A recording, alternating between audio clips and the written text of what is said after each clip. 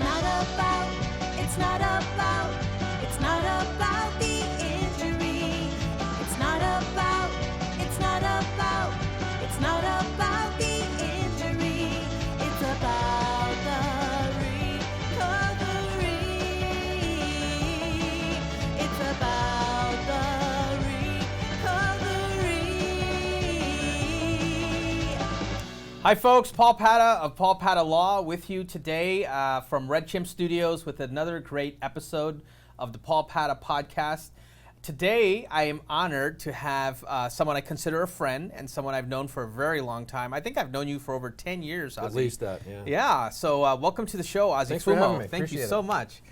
Ozzie, for those of you who may not be familiar with him, is an elected member of the Nevada State Assembly. Yes. And you are running for Nevada Supreme Court. Yes, sir. However, in your prior life and your current day job is also you are a very accomplished and well-respected defense attorney here in town. Thank you for saying that. I appreciate Yeah, it. no, absolutely. I was on the other side of you as a prosecutor. That's right. I remember those days, and I always admired what a great lawyer you were.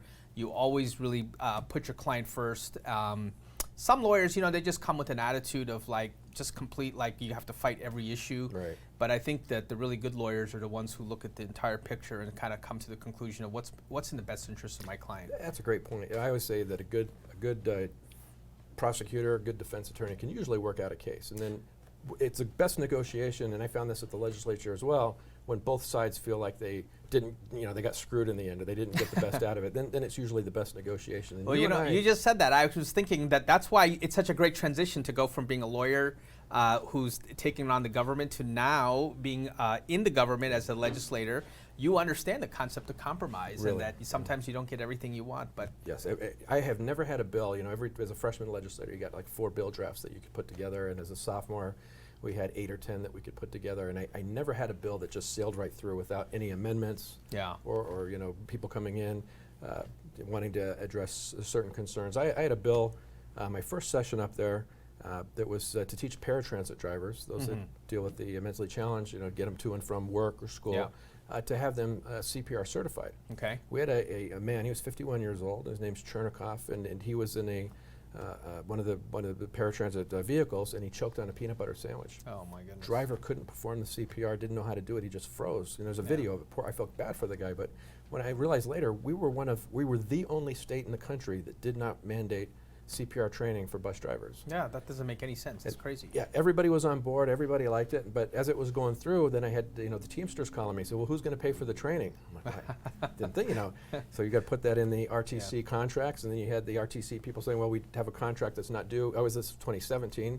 We're not up until 19, so we want you to delay it. You know, even a simple bill where everybody's on board and you think everybody's, you know, it's a feel-good bill.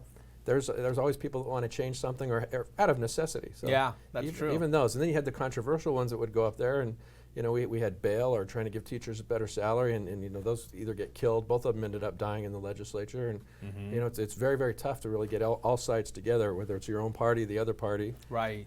to agree on something. Yeah, because there's always going to be they say the devil's always in the details, Yes. right? And there's always a law of unintended consequences. So when you ask for one thing and then you have to consider these 5 other factors that all of a sudden you might not have thought about. That's but exactly that is it. interesting. Yeah, with the paratransit drivers, when the Teamsters came in to talk to me about it, they're like, you know, some of our guys, they don't make that much money. Yeah. And you know, we want it to be part of the contract where it's going to be paid for by the person providing the services, the Sure. RTC or whatever. And again, like you said, I never even thought about that. I thought everybody'd be like, yeah, we'll do it. And Yeah. so.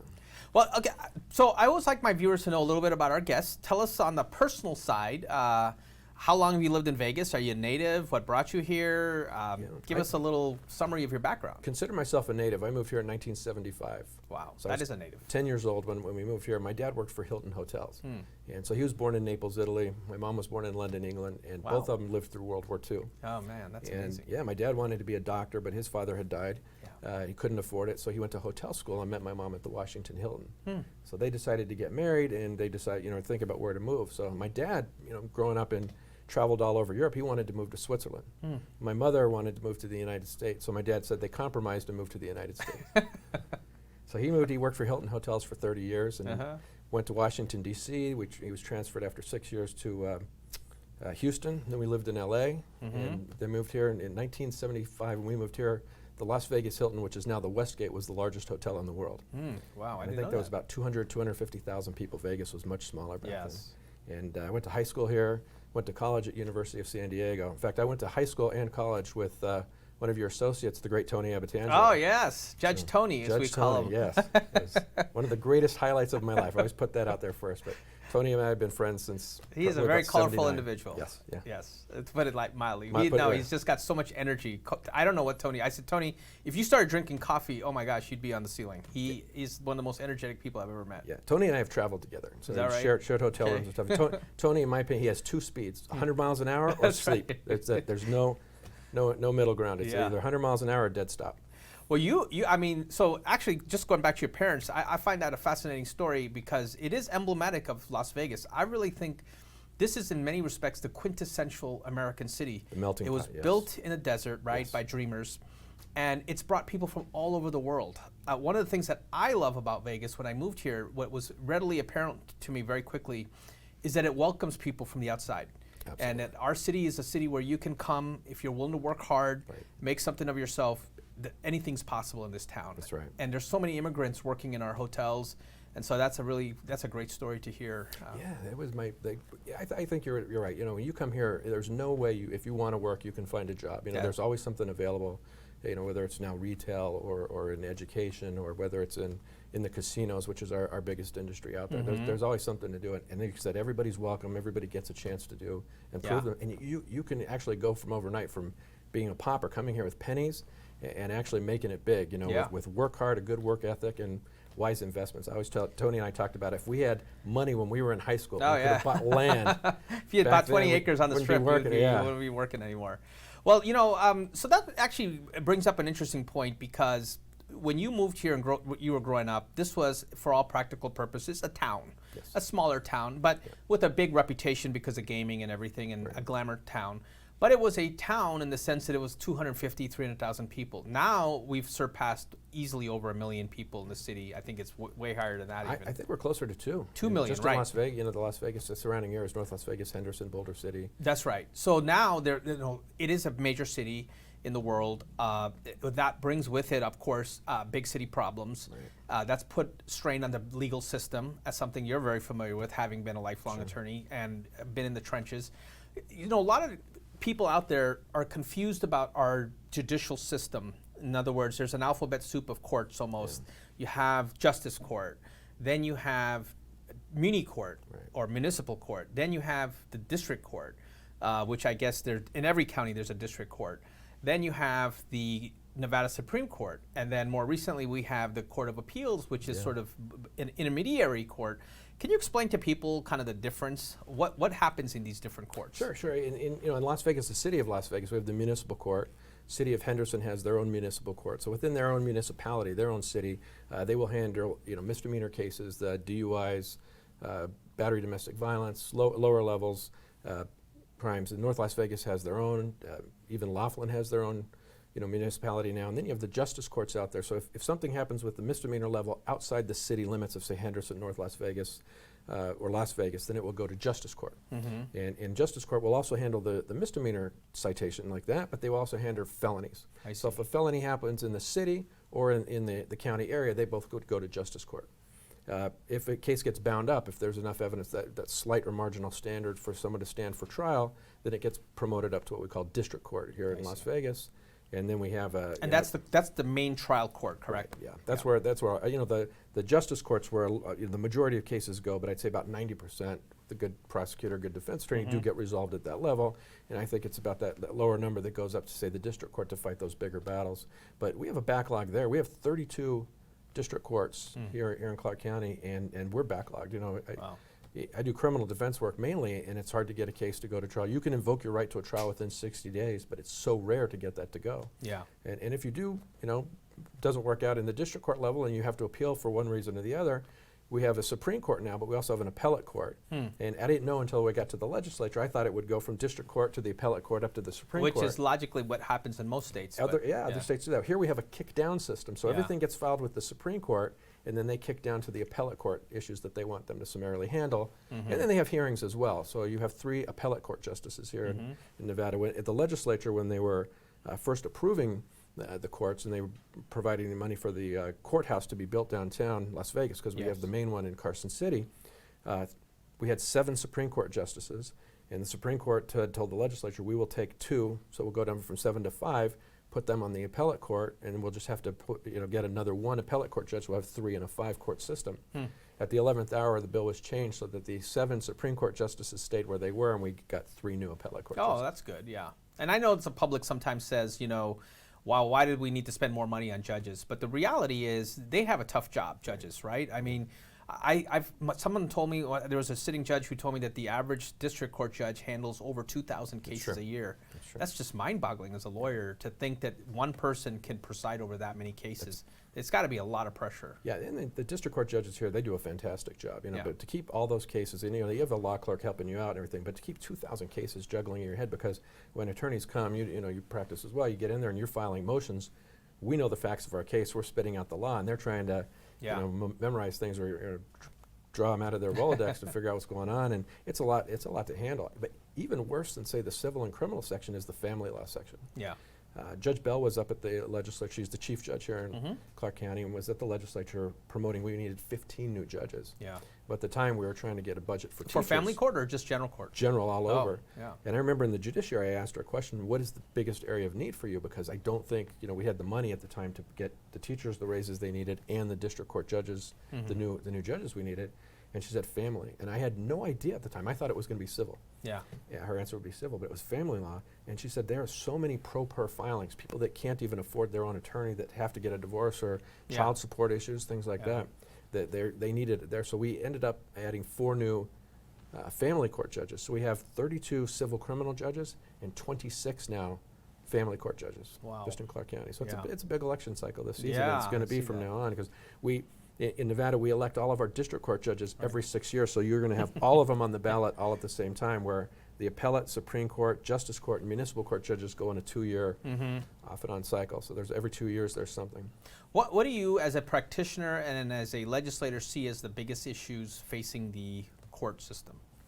I think education, it all goes back to education. One of the things I learned at the legislature was, a child who's educated, say graduates high school, is about 70% less likely to end up in the criminal justice system. Wow. Kid who graduates college, 90% less likely to end up. So the more we can do for education, the more I think will help our criminal justice system.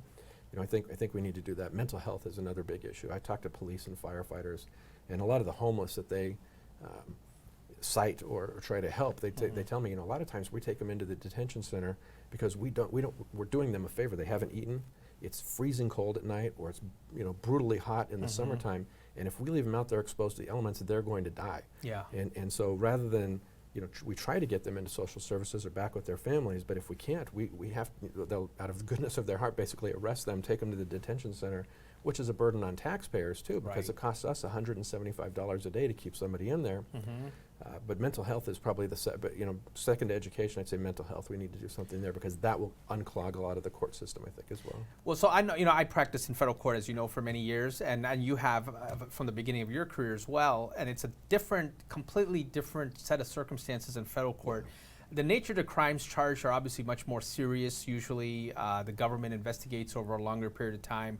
What I've observed, and I don't practice in state criminal court much, but it seems like there's a lot of people caught up in the criminal justice system in the state level that are really just products of sociological environments, That's right? Exactly People, you're not encountering Osama bin Laden or Hitler. You're coming across people who fell on hard times, who made decisions maybe because for whatever, or have dependency issues. Sure. I think some of the most heartbreaking cases I've seen, just as an attorney sitting in court prior to a criminal calendar being called, is seeing someone who was a former veteran who then cycled into homelessness and then maybe drug addiction. And it's like, here's someone who at one point was serving our country, and we all respect that. And how is it that this person fell through the cracks entirely and now is part of this system that's just, potentially going to incarcerate them? And I see that the judges struggle with it too, because sometimes they have to apply the law. Right. But as a human being, you're sitting there thinking, it's just really, this is a sad situation. That is a great point. The veterans, we don't do enough for. We have 22 people a day commit suicide that are veterans. It's basically because they don't have services and they don't have help. Yeah. And that is a huge need. Fortunately, the courts have specialty courts now. And one of the things you're supposed to do is, if you have a veteran, is tell the court right away. And we do have what's called Veterans Court. And if this person qualifies for that, when I mean qualify, the district attorney is the gatekeeper. They have to approve this person going into this special court program. And if it's a violent crime, they kick them out. If it's involves a death, say DUI with death, or they wouldn't let them in there. But the crimes that are in the middle, they'll let them in there and get programming and rehabilitation. I wish we'd do that for almost everybody. We're getting there with better services now, but we just don't have it. Arnold Stock is a hero, a champion out there. Who he opens Veteran Village. He has Veterans Village #2, and he gets veterans a home. And a lot of them, he says, they don't need a handout, they just need a hand up. Yeah, that's right. But, we can just give them a little bit of help, a little bit of some dignity, a place to lay their head. He's got this great facility down on by Fremont Street, and it's a container, like a container park. And he's got these containers, and I don't know if they were donated or if he had to buy them, but he's converted those into housing. Wow. And it's brilliant because you have a bedroom, you have a living room, a shower, a closet, somewhere this guy can lay his head. And it's promoting people, getting them back on the streets, because a lot of people don't have that.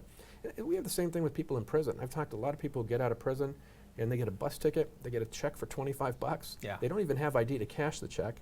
And they're told good luck. And so they come back down, whether it's to Las Vegas or in Washoe, Reno, and they're selling that $25 check for $10 cash because they can't cash it. And trying to make by. And because we don't have these programs to get them, say, back with their family, or maybe a transitional housing where they can learn to get a job, they get back in the system because they don't know how to survive. Wow. All right, Ozzie, we're going to take a break. This is a segment in the show where we call you'll get a kick out of this. We call it Paul Padda for the People. I love it. Where we throw out some tips for our folks watching, and we'll be right back. Thank you. Hi, folks. Paul Padda for the People with another pointer. Today, I'm going to talk to you about negligence per se. What is negligence per se? Well, negligence, just plain old negligence, requires a person suing another person to establish that there was a duty of care and that the person causing an injury breached that duty. Well, negligence per se is where the duty is actually prescribed by law. It's enshrined in the law itself. So a perfect example of negligence per se is drunk driving.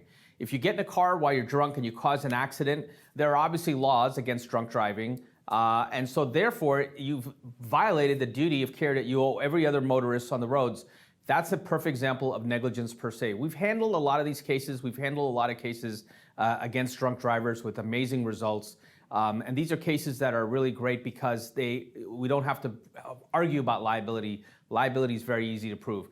That's what negligence per se is all about. Paul Padda for the People. Hey, welcome back, folks. I'm here with Ozzie Fumo, phenomenal lawyer, state legislator, and now candidate for the Nevada Supreme Court. Yes, sir. So, Ozzie, that's actually exciting news. Tell me, what has motivated you to decide to run for state Supreme Court? Yeah, that's a great question. Having been in the legislature the last 2 sessions and seeing how the sausage is made up there, I intended to run for Senate after the session had left. But then when I got a phone call that Mark Gibbons was going to retire, and that was going to be an open seat, and I actually was approached by several other people in the community to consider that position. After talking with my family and wife about it, we decided it would be a good move to move up there. It's moved to Carson City for 6 years. Wow. But So you're going to actually physically have to move to Carson City? Yes, yeah. Oh, wow. So, as an attorney, I said, once in a while. See, I'm a lawyer, and I didn't even know that. That's news to me. Yeah, that's there's interesting. 2 Supreme Court justices that are based in Las Vegas, and the other 5 are up there. But yeah, I kept thinking, as an attorney, every once in a while you get to be a part of justice being done. A lot of times you have a client you really work for, and you believe in his innocence, and he really isn't, and you get that not guilty, and it's rare, but when it happens, it just makes you feel so good. And I thought, after talking to people saying, as a Supreme Court justice, you could have that feeling almost every day with every decision you write, whether it's for a family law case or a criminal case or a civil case where someone's been denied their rights. That Chernikoff case I told you, they family sued and they won a judgment, and it went back on appeal and it was reversed. So now it's got to go back down, and justice is sometimes not being done, and depending on what side of the issue you're on. But having that opportunity to be on that side and really make a change for Nevada, I think is an opportunity I couldn't give up. Now, can you explain to our viewers the difference between appointed judges and an elected judiciary? That's a great question too. So in Nevada, we've always had a history of electing our judges. People want the right to vote, and they want the right to say who their state legislatures are going to be and the judges are going to be. So that's been the history of what we have. However, if you have a judge that retires or passes away in mid-session, steps down from the bench, then we have a process where there's a committee that selects out of however many people will apply. There'll be an application period open, and a selection committee will give the governor 3 names, and the governor chooses the next thing. And there's good things and bad things with that because the governor is a partisan race. So when you have, say, a Democratic governor like we have now, he's going to probably lean towards putting Democratic judges there. You have a Republican governor, you're going to have, and so there's problems with that system in other states if they do that. Yes. In other states, I think it's called the Missouri plan, where they will appoint judges, and then every 4 or 5 years, however long it is, they seek retention. And so you get a list of qualifiers that qualify you for the application process, and then you have the people who say we want to retain this person or not, rather than the people just coming out and doing it now. That's interesting. So I know one of our viewers had a question for you. You are a professor at UNLV, right? An adjunct faculty member. Adjunct faculty member. Yes. Okay. So are you, if you're successful in getting on the Nevada Supreme Court and you get elected, can you continue, or can any sitting judge serve as an adjunct faculty member at the law school? Yeah. The answer to the question is yes. I've talked to Dean Hamilton about it and the staff, and I know there are other justices who teach as well. But yeah, I've been teaching trial advocacy, opening statements and closing arguments, and pretrial criminal litigation for the last several years there. Thoroughly enjoyed that. We have some great legal minds here in Nevada. I see those students and I'm impressed with them. I tell them, when you see a good motion, you steal it. Don't reinvent the wheel. Yes, part of being a good attorney is being a good thief. You find that good motion, take it, update it, and make it your own. And I tell these students when I'm listening to them in opening statements or closing arguments that, if you have a good analogy or something, I'm going to steal it, I'm going to use it. I'll give you credit for it. But they are brilliant. I must say, UNLV has done a good job, the law school, in recruiting great deans, because I knew Dean White before, and he was phenomenal. Fantastic. And Dean Hamilton, this man is constantly like an advocate for the law school. It's impressive. He is not just an advocate for the law school, but the university in general. He is their biggest cheerleader. He's done an incredible job. Dean Morgan, who started the school. Dean Morgan, of course. Just got us off the ground. And when I first heard that they were going to have a law school in Las Vegas, when I went to law school, there wasn't a law school here. That's right. But when I heard it was coming, I thought, wow, we're kind of a small town. I didn't know if we could. I thought we'd explode, with the legal community, and it really has. It's turned out to be fantastic because a lot of these students, not everybody stays here. They go to other states, go up to Reno now. Other states are starting to grow. So I've seen when I'm at the legislature, I've seen prior students of mine working at the Supreme Court as law clerks. I've seen them out and about and testifying in front of the legislature. Now, you have a very broad perspective, and a very unique background compared to most lawyers, because you are also a state legislator. Let me ask you a question. What do you think are the qualities that make for a good judge? I think they have to listen impartially, listen fairly, make a decision quick. A lot of times we have judges who take something under advisement and months. I've had 18 months go by before a decision is made, and someone's liberty. In my case, we do the criminal defense work. Someone's liberty is at issue, and when you wait that long, it's just really whether you decide one way or the other, it's just not good. So I think, those are the things that I look for in a good judge. I look for experience as well. One of my pet peeves with judges who run for, say, a district court bench is a judge who's never done a trial themselves as an attorney. I can't fathom how a person can say, I've been an attorney for 5 or 10 years and it's my time to be a judge, when they really haven't had that experience doing trial work. Now, that's an interesting point. Another question that's being posited by one of our viewers is, does the Nevada Supreme Court only deal with Nevada issues? Yes, it's the court of this jurisdiction here in Nevada. So it's limited to the Nevada Constitution, Nevada law. Yes.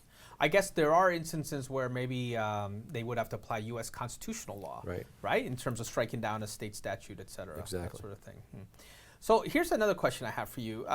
Given your background and the fact that you have been an advocate and such a highly respected attorney, a trial attorney, sometimes there's this argument that it's hard for trial attorneys to make great judges because they can't get out of that advocate mode. If you have decisions or issues that come before you that require you to apply the law, even though it might be very difficult for you based on the facts of the case, you might feel compelled like, hey, I have a lot of sympathy for this person, but I have to apply the law. Do you think you're capable of doing that? Yes. One of the things when I get there, some of the things we do at the legislature, and I think it'd be this way as a jurist as well, when you look at the facts of the case, what does the law say? And sometimes your heart bleeds because you think the law may be incorrect or not work out, but The law says X, you've got to apply X, and Yeah. it may not be what you want to see happen, but it's what the law says. The law mandates should happen.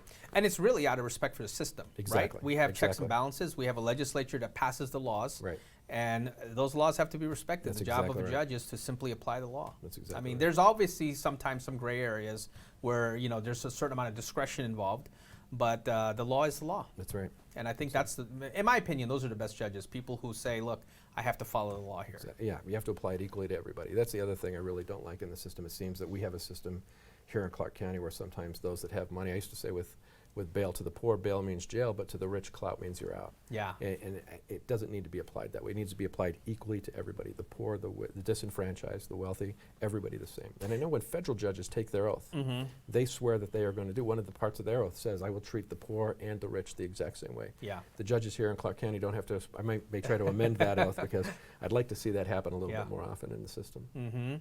So, yeah, and that, you bring up an interesting issue, bail.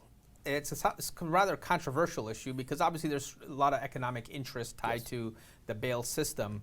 But when you step back from it, and I'm just offering my own opinion here, which is that it does seem a little unfair that, if you can post a certain amount of money, you get out. Right. I think the federal system of either you're in or you're out, and it's based upon certain legal factors that the court looks at, seems to me a more fair system. I agree with you 100%. You and I argued that when you were a United States attorney That's and I was a right. defense attorney. In the federal system, it's detention or release. There's no such thing as very limited circumstances where they will give somebody bail, but they look at several factors. But it's, are you a flight risk? Or are you a danger to the community? Yeah. And so we tried to put some legislation together last session and the session before, not trying to get rid of bail. That wasn't the intent. What the intent was is, if you get arrested, say on a Friday night, your bail is $3,000. Most people can afford that and get out, but you have a certain segment of the community that couldn't afford that. They don't have the money in the savings, they don't have a job, whatever it is. And so my bill was to try to get them in front of a court immediately, within 24 hours. Yeah. And let the judge ask them, okay, your bail is set, standard bail here, standard bail, there's issues with that, but say it's $3,000, how come you can't make it? Well, Your Honor, I've lived here for 25 years, I've never been arrested before, but I don't have a job right now, and the judge can then make a determination as to give you an own recognizance release with the promise to appear, or intensive supervision, which doesn't cost any money. It's a kiosk at the jail, at the courthouse that you put your hand in, it takes your fingerprints, and the judge can say, I want you to show up every week, every month, every hour, whatever Yeah. they choose. And that was another option, but I worked with the Metropolitan Police Department, we worked with the jurisdictions all over Nevada, and I would tell the leadership of the legislature, we're like two icebergs slowly getting together, but there was only 120 days that were up there, time ran out on us, Yeah. and so we killed the bill. But it wasn't necessarily to kill bail, it was try to make it even for everybody, the wealthy and the poor. Yeah. Because right now, it's getting better, but the system before, I'd say 2015, was if you had the money, you could get out, and if you didn't, Yeah. you just sat there till trial. Yeah, I don't think that sounds right to me. What is your view on this idea of a part-time legislature? I mean, it seems like, we deal with so many complicated issues, and 120 days every other year to pass legislation, that doesn't seem like a very efficient system. Yeah, and one of the things we talked about before is how Las Vegas has grown, how Nevada has grown. In the 1800s when we were first made a state, it was wise to have the legislature, and I think back then it was only 60 days every other year. But as we grew, they decided to make it 120 days. But I think we're a big state.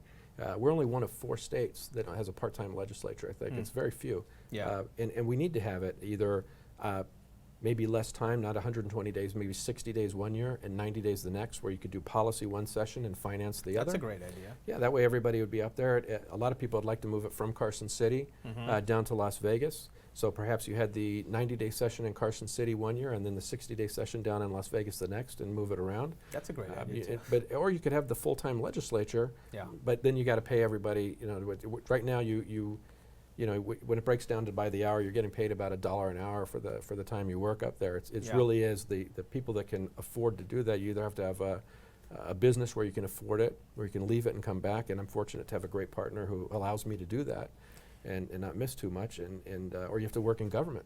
So I'm glad you brought up your partner, Thomas Pitaro. Yes. But those of us who know him friendly on a more personal level refer to him as Tom. He is, frankly, a legend in this town. He is. An amazing person. I have no idea why he wanted to partner up with me. I got lucky, but he is the greatest trial attorney I've ever seen. Think on his feet and some of the arguments he makes in court. You come back to the office and go, my God, that was clever. I would never thought of that in a million years. And just speaking to him about issues. Yes. And it So doesn't quick. matter. He's been practicing criminal for 45 years, but I've had judges come in, other attorneys come in, and they want to pick his brain on, and he can talk about labor issues, he can talk about civil issues, he can talk about family law issues, and I always test him. I look that up, and he'll say something. I'm like, that can't be right. And he's always right. He's never, ever, ever been wrong. I think he has a photographic memory and a phonographic memory. Yeah. He remembers every conversation we've ever had.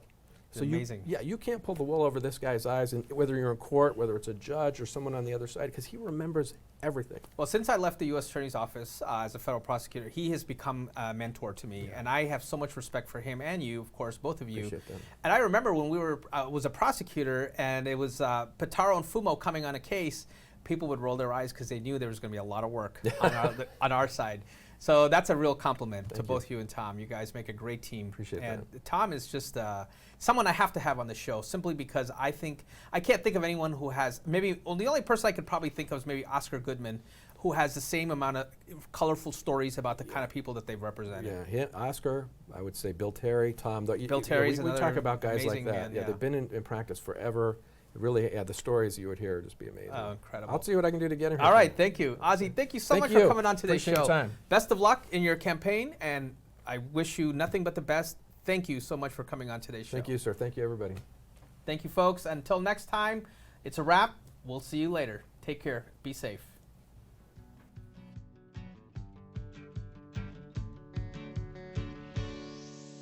It's not about